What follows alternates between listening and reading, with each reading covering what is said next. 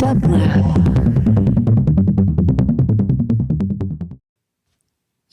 this is Transduction Signal on Dublab Radio, and I'm your host, Travarsi, along with Orly Gal. Join us each month on Dublab Radio for our show, Transduction Signal. You will be joined by a featured guest, and they will share their journey, their art with all of you. They'll give us a short breakdown of their setup. We'll listen to an amazing performance, and we get to talk about all that good stuff. Orly, who do we have this month? Hey. Today, this month, we have Jade, aka Van Bassett. She hailed from LA to Berlin since completing her systems architecture mission with NASA. The experienced designer, producer, and sonic alchemist creates journeys that transcend time, space, and genre. I'm super excited to have her with us. Me too. Let's get her in here. What's up, Jade? Hi. Hey, how you doing? Good. Welcome. Thanks for being here. Thanks for having me. I have so many questions, even though I've known you for a long time. So I'm so happy to have you here. But before we get into all that good stuff, we want to play and share your performance. Do you have anything you want to say, or should we just jump right into it? I would just say jump right into it. All right. Then on that note, everybody, let's hear it. This is Vamp Acid.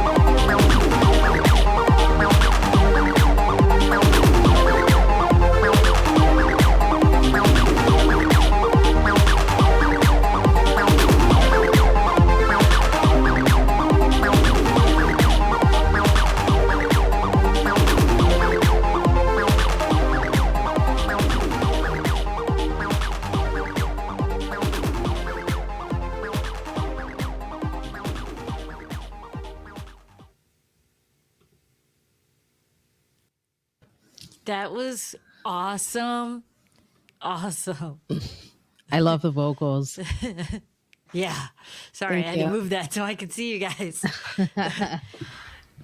Yeah, no, like all of it. Like I love the whole '90s acid group, but it's like had these grooves, and then that second to last song had like that trance kind of, but throwback trance style. Like, yeah, it was sick. Thanks. What are you using?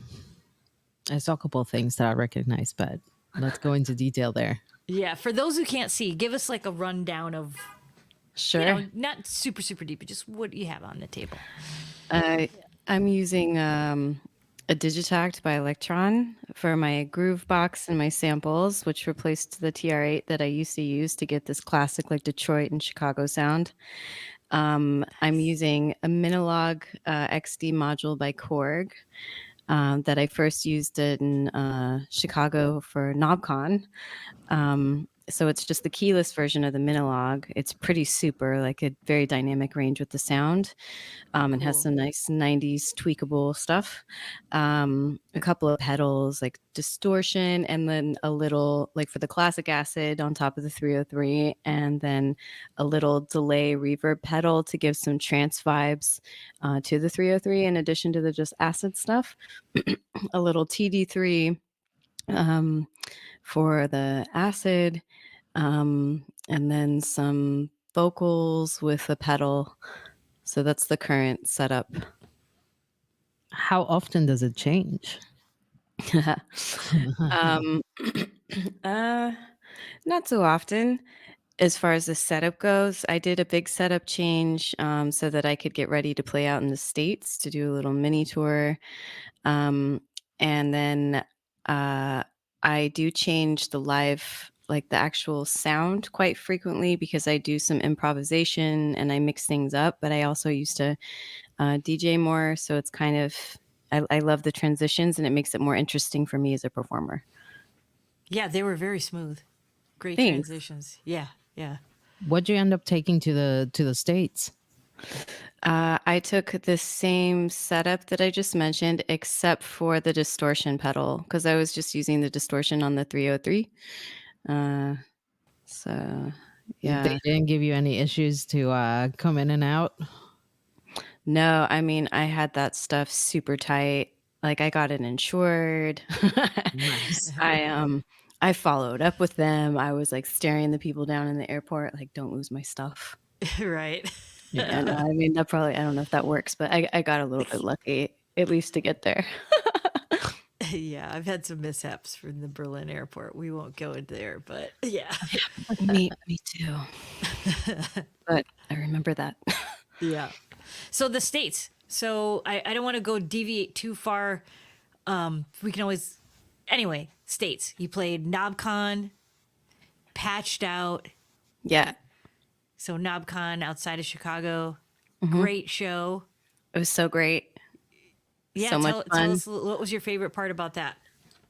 Getting to see you was one of my favorite parts. Hanging out with you and Alex and the crew, checking out the gear, and then just the show, performing with other very talented and interesting artists, and yeah, being able to handle those super bright multicolored lights in my face. That was also Yeah. I wouldn't say that was favorite, but I was like, I can do this. Right. So, Yeah. yeah, being together with the community was really cool and getting to know some more people and being able to play too, you know? Nice. Nice. Did you end up going to New York to play as well? No, not yet. But I was connected with someone at New York Modular Society, and he said if I'm in New York, then I can play. That's cool. So reminds me I need to try and set up another little tour, do some more shows. Yeah, would come back into LA to play a show here. I would love to. I want to see you, both of you. That'd be amazing. Very cool. I actually, before we move away from the setup, so I want to talk a little bit about that. So you had, so just for those who didn't see, you were playing some of the songs from your latest release, right? Yeah. Psychogenic Love. Did I say that right? Yeah. Psychogenic Love. Okay, cool. I want to ask you about your process when you're thinking about writing music, then you're going to play it live. Do you Yeah, what's your thoughts on that? Like, I mean, like you're like writing songs because it's great because people get to know you as an artist, right? Like, I recognize a song like that I'm going to be doing a remix for you for. Yay. But you know what I mean? Like, what is the process, I guess, behind that? Like choosing that route. I know it's a Sure. loaded question. It's So, okay. No, I like these questions. Um, so I knew in the beginning that I wanted to be able to play as a solo artist, and just pick up a show on a whim, or you know, have less dependencies, right? And I wanted to have like the be able to focus creatively.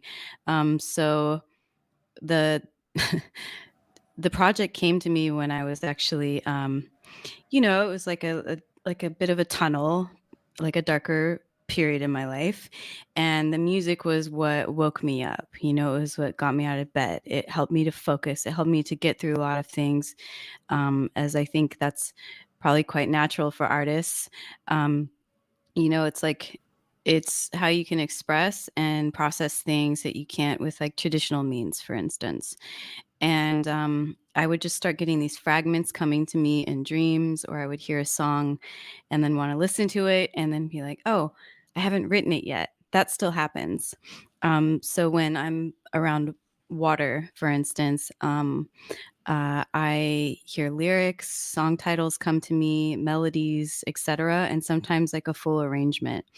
So I record into my phone or a field recorder, and I just jot everything down. So to arrange this album that I released a couple of years ago, Psychogenic Love, um, it was kind of, this darker period, this dystopian ballads, and I put it together in kind of, it's like there's a start and there's a finish.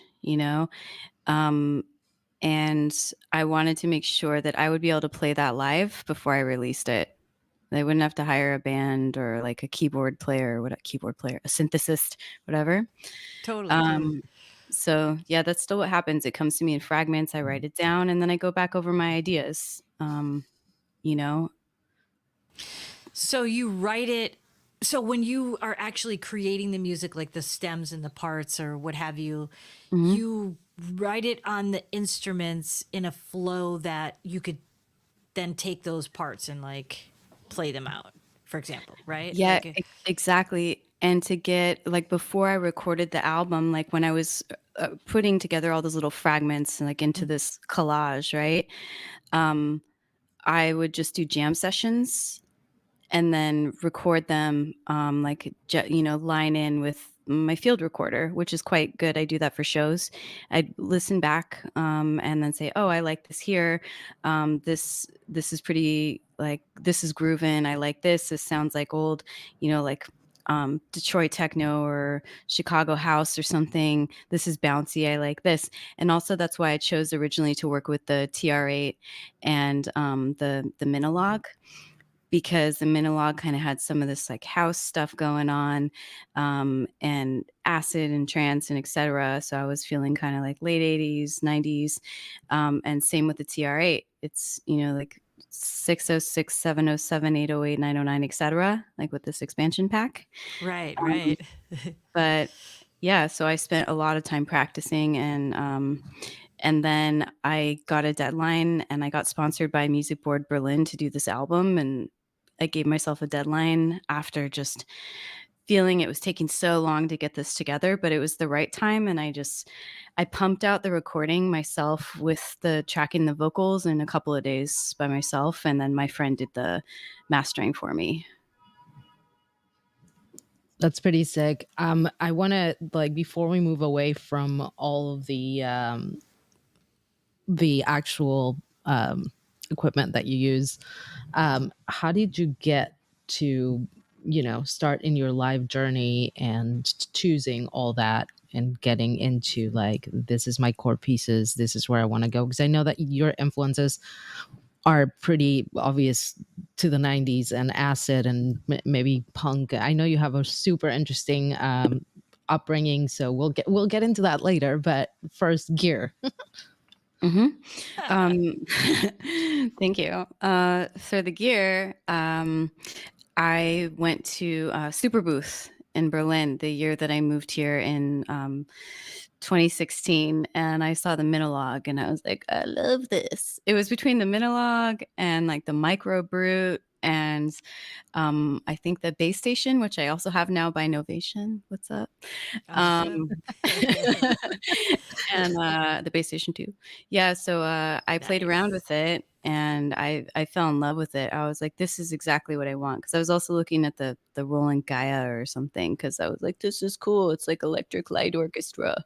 But with the Minilogue, it was just pretty straightforward. And I brought that in, and I felt a strong connection to it. And then with the TR8, it's super fun to play. And you can do like live programming and live drumming, and there's all these effects, and it's just really fun. So that was, and then the voice pedal I was using was a TC Helicon voice live play or something, and it had, like full on electro, like Egyptian Lover, like vocoder sound effects, which I used to use for one of my songs. And yeah, it had a lot of options, but the thing was a tank, so I downsized to go out to Chicago.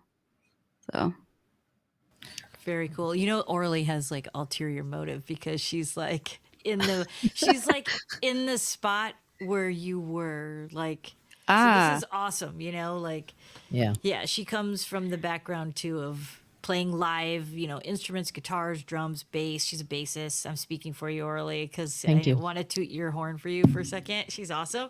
But she's right where like, so this is good info for not only you, Orly, but for those out there listening, like how do you want to be a true one person band and like play your own tracks? You know what I mean? Like, what is it, improv, or do you want to play songs where people can go out and know, hey, I'm gonna hear like my favorite track by this artist?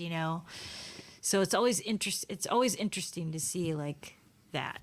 Yeah, and the How fact that that you're able to like actually, go from brain to physically putting everything into instrument and be able to recreate, because there's a lot of live artists that just play live and it's never recorded and it's never like, it's what it is. that's And me some a lot of time. Like, so the fact that you can actually go back and recreate what you did is like super important to, yeah, to be able to actually record an album. yeah, I think a lot of artists struggle with that. Yeah. yeah, and some that never end up releasing anything because they're so in the box, for instance, with Ableton or something. And I spent a lot of time in Ableton and Cubase and Logic and Pro Tools and blah blah, and that used to be a big interest for me. But I always found a passion with synthesizers and knobs con, and all types of stuff that you could mess around with, because I'm a very tactile person. Like, I come from a couture fashion design background also, so I love making things and I love DIY and changing. um, and I used to play my live set like kind of more how it was on the album, but then as I changed, the music changed, the sound changed, and my identification with myself and the music.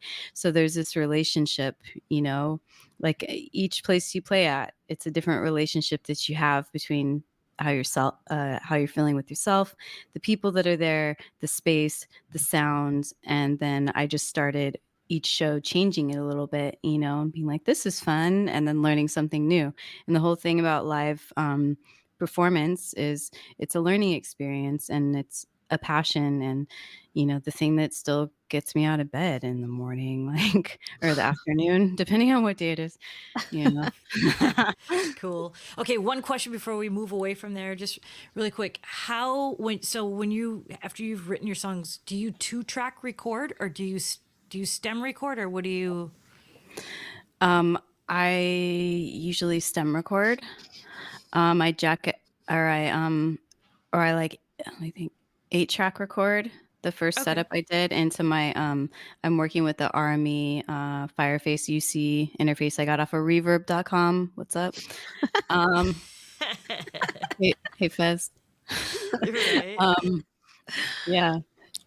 So yeah, and then I recorded into Ableton, and then I just like scooched it over to my friend who did the mastering and stuff. He goes by the Neon Liberal. Very Nice, cool. nice guy out in Berlin from the UK. Makes really cool music too. Nice, nice. We'll have to drop his link in your description. Sure. Cool. All right, so Orly, you have questions. Go. A million. Where do we start? I know. I know. Can we start? Well, first of all, let's start in the beginning. You're coming from I want to say San Francisco to LA to Berlin. How did this happen? And how did that influence your musical journey? That's a loaded question. No, no, it's not even loaded. It's like I no know. one's Try to feel offended like here. you can We're, condense it. we're on a time schedule here. Yeah, yeah. Bullet point that. Like, Yeah, okay. yeah. Yeah, so I came from, punk, industrial, goth, electronics scenes, right? Like ever since I got into that kind of stuff when I was like 11 years old, had an older brother, was listening to the stuff he was listening to. Of course, I'm influenced by, him and his friends and subculture, like when it was subculture. And when I lived in San Francisco, I did some like a little bit of radio stuff, and then I started writing poetry, and I saved all of the poems, and I ended up using some of the poem work as lyrical content when I had a little punk band, and then I carried it over into some of the stuff that I wrote.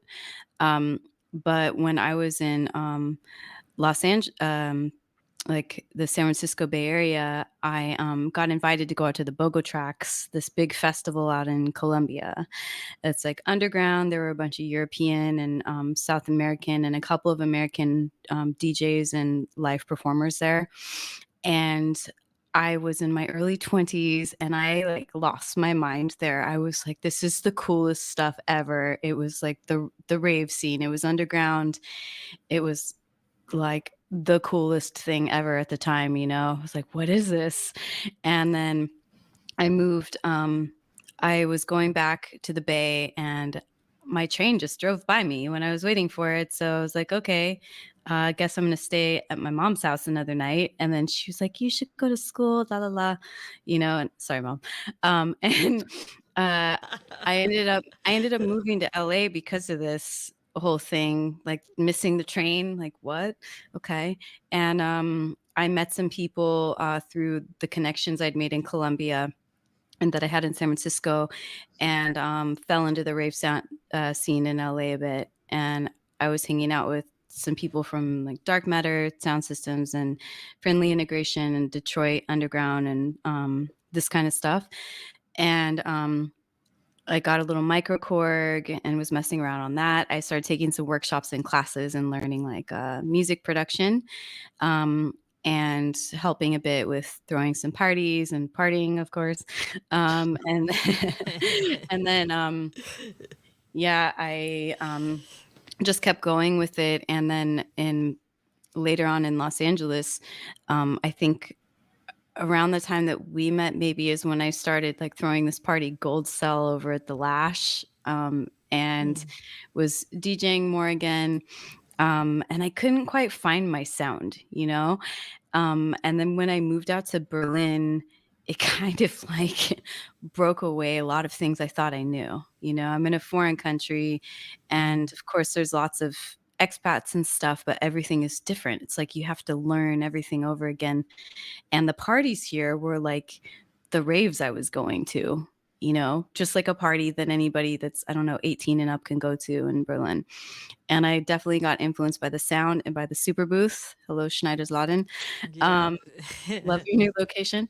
And I just kept going with it and going to workshops and going to like free events that like Open Music Lab was doing about acoustics and sound systems, and Native Instruments was doing some workshops. I went to this cool one with Lady Starlight where she was like explaining what she was doing when she was doing the modular and the Euro rack.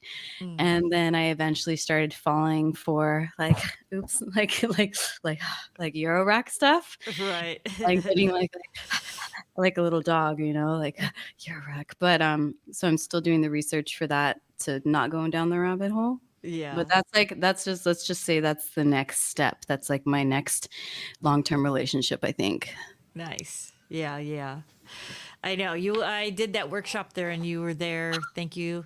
Yeah. Yeah. For But yeah, of course. yeah, That was that was it's super fun. fun.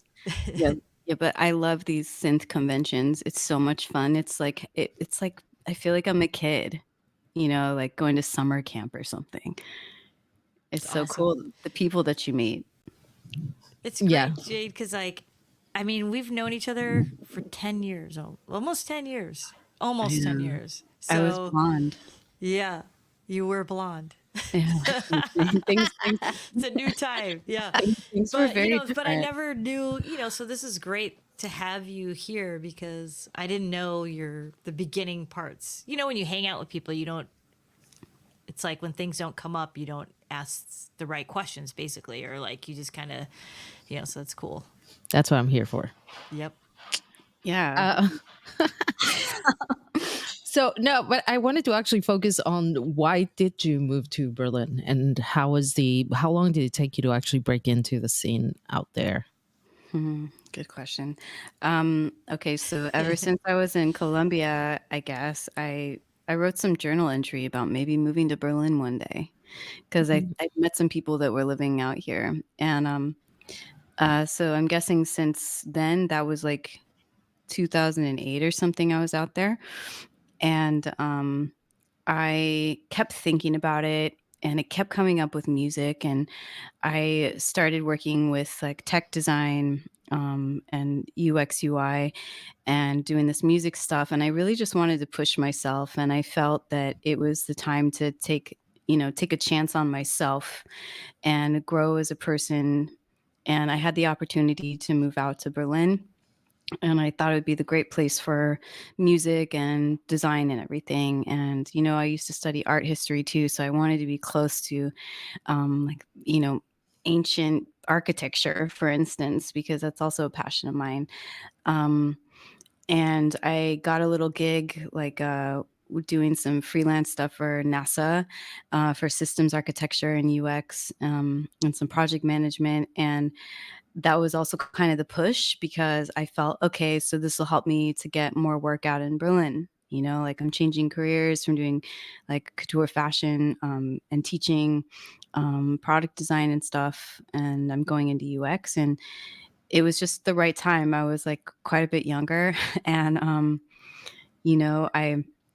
I just, yeah, I just went for it. And then to break into the scene, I mean, I met some people that I knew through someone on SoundCloud that was an artist. Um, the first week I was here, and they were playing over at like Vilda Renata or something. And I went to a couple of parties, but I was just, I immediately met other people who were making music. So I kind of just fell into this um, DAWless, like live performance stuff, and went to workshops and etc. And then, eventually I started meeting more people that were doing live work or live music that was DAWless, and then a lot of Euro rock artists. So it's just, I don't know, I guess you Nice. attract where you're at kind of and your Yeah. interests. There's so many good artists there too. Like Oh my they have God, yeah. yeah. Have you been able to also DJ, or are you just doing live stuff in Berlin? I DJ'd a little bit, but it wasn't like so much my passion as live performances. So that's more what I've been focusing on. But I've also been working on some collaborations, and I'm working on new stuff for myself. Um, so I really would like to play more shows out here. It's just kind of it's really like about who you know and who knows you, you know? Yeah. Got it. So I'm hoping Yeah, we're both I like, yeah. I'm yeah, yes, yeah, Yeah. you know, because you're both artists too, and, yeah, so I'm hoping some nice people will invite me, or maybe when you guys are out here, we could do something together That'd be very That'd be cool. sick. Yeah. Yeah. for booth, or that would be rad. Nice. I think, did you mention, are you doing a collaboration with Joseph? Are you from Raw Industries or? Yeah, we're both, like, slowly starting on it, and, like, passing back and forth some, stems trading and stuff, Okay, very cool. slowly. Yes, that is Yep. one collaboration I'm excited about, because also he's a friend of mine, so it's By quite the nice. way, we're supposed to do the Naked Tea Party album coming up. Oh yeah. Are you gonna do that? Yeah. Yeah, we're Yeah, we we're have all to. gonna do that. We're all doing it. We're Like that all was doing. the agreement from the Include Did I get am I part of this? Did I get sucked in because I was Yeah. at the party? Yes. Yeah. Oh my gosh. Yeah, everybody has to contribute to this album, especially everyone that was Okay. at that party.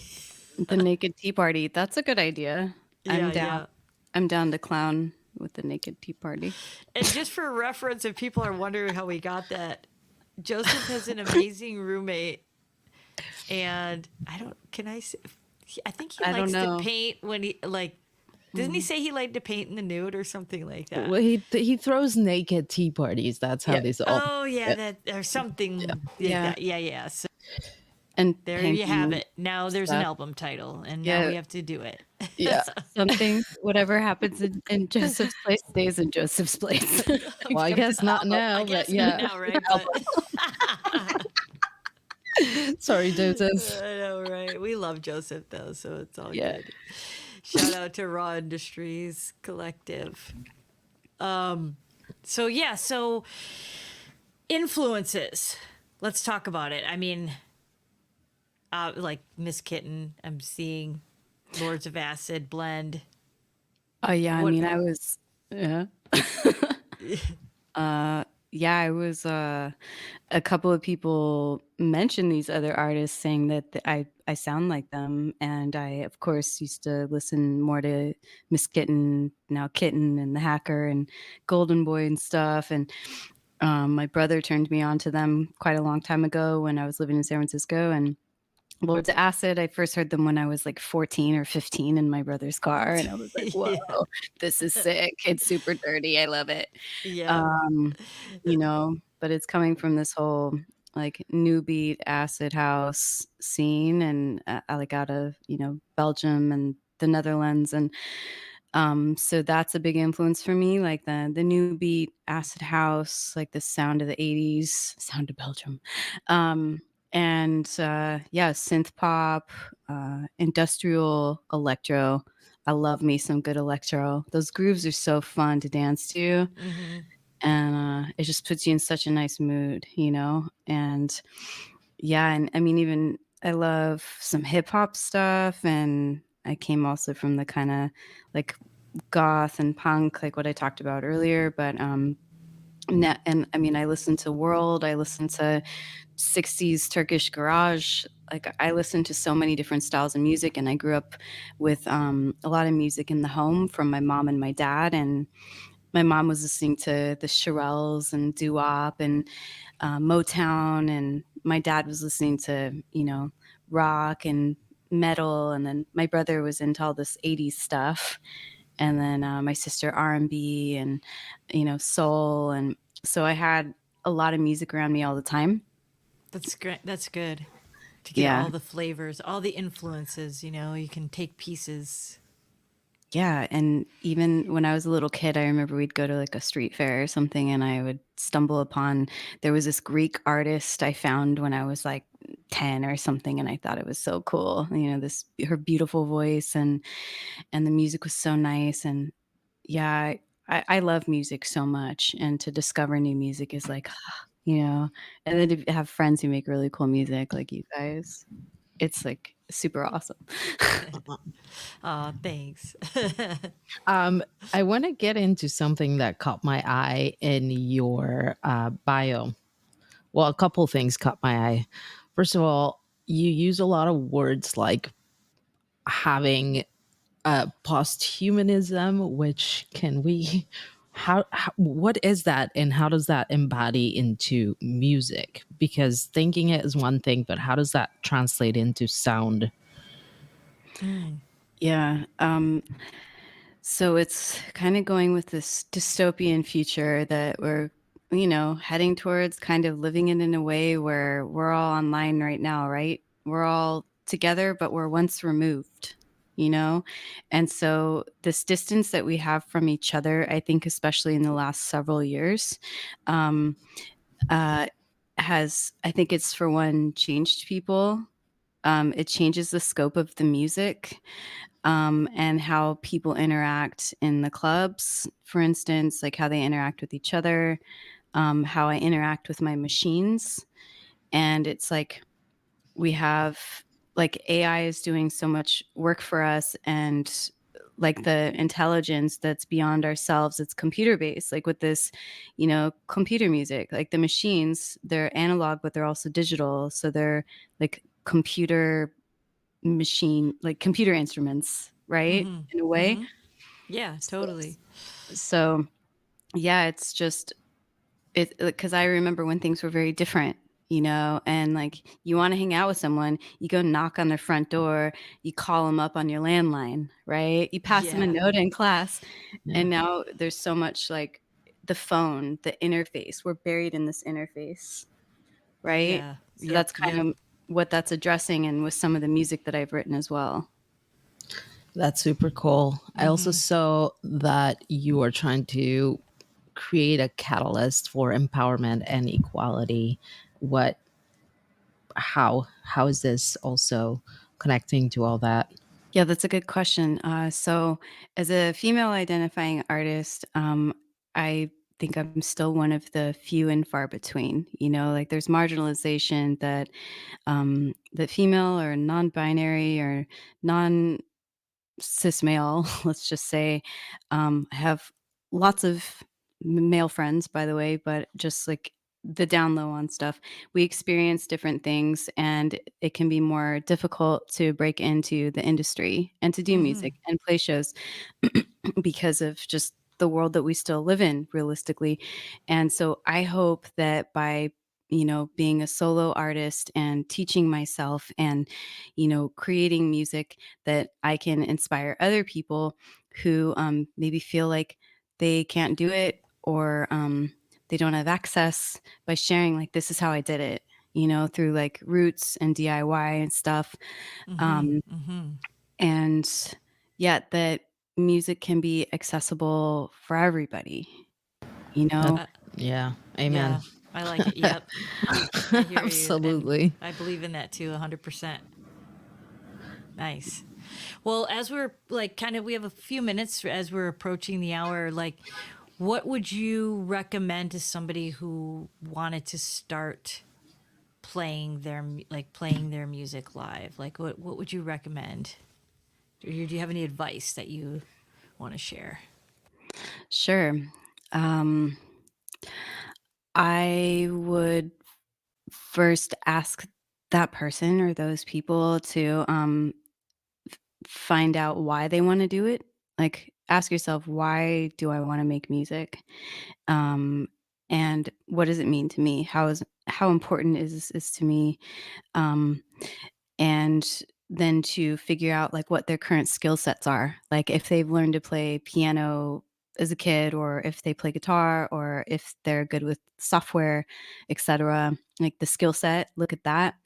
Mm-hmm. Um, and see if they're interested in going to workshops or YouTube tutorials, or anything that can give them the skills that they're missing or that they're looking for, and to try to have a focused approach, but to have fun and do it because they want to, not because they think it's the thing they should be doing. Um, and to really think about how much time do I have to do this, and to try not to put so much pressure on themselves, and to think like, oh yeah, I'm going to be on some super big label because I want to be, and to try to like manage their expectations, but just to like cut some slack on themselves, or give themselves some slack in regards to like how much they can actually do as one person, and if that one person would want to work with other people, and yeah, how much time, the resources they have, if they have any gear they can borrow or trade, if there's anyone that can mentor them. I think mentorship is really important when you're trying to learn a craft, especially in a very competitive sphere. That's so true. I'm like, yes, I love everything you're saying. Sorry, continue. No, it's cool. Yeah, Because most people are like the gear, which people ask me too, like, oh, and they focus on the gear, but everything you said is really like fundamentally important, but it's often overlooked. I mean, you know what I mean? Like, really asking yourself those questions, like why and mentorship. Those, everything you said, but those two things really stick out for me, what you're saying. yeah. Great advice. Thanks. And if you have, I mean, if you have the Skrilla, like the cash, you can get the gear, or if you can borrow it from someone, or, do a trade, or find it on like Reverb or eBay, or Schneider's, or anywhere, it's like Right, right. you can get the gear and you can watch tutorials, and anybody can make music with the machines, because the machines do a lot of work for you, right? Um, right. You just like you're playing with your machines. Um, but to see like what do you want to get out of this, and then do you want to play shows, do you want to be a live artist, do you just want to work in Ableton and make stems, like how do you want to work, what's your workflow going to be like, and then yeah, like because for me, for instance, it's something that I started really small with, but music was always in my life. That was the common thread, my relationship to music. And then it became like a source of like a daily reprieve for me, Yes. like my Zen den, where I could like lose myself and feel safe and feel like, okay, all is good and well, right? Right. So my advice to anyone who's trying to break into doing live music would be to just, um, start small. And if you want to go down the gear route, just like check out some tutorials, talk to some people, look on, Reddit or different forums, or use like some AI, to do some research and see what you vibe with. Go down to the music shop. Exactly. Get your hands on some stuff. Yeah. That's all really, really great advice. Like, yeah, appreciate it. We really appreciate you being on the show too. Yeah, Thanks. I have another million questions for you, but we don't have time. So we'll have to do a part two at some point. Yeah. That'd be sweet. I really Yeah. appreciate it. It's been really nice seeing both of you and being able to share some experience and strength and And hope. hope. Yep. All right. On that note, thank you so much, Jade, aka Vamp Acid, for being on the show. Appreciate it. This is Thank you. Transduction Signal. I'm Travarsi. I'm Orly Gal. Talk to you next month.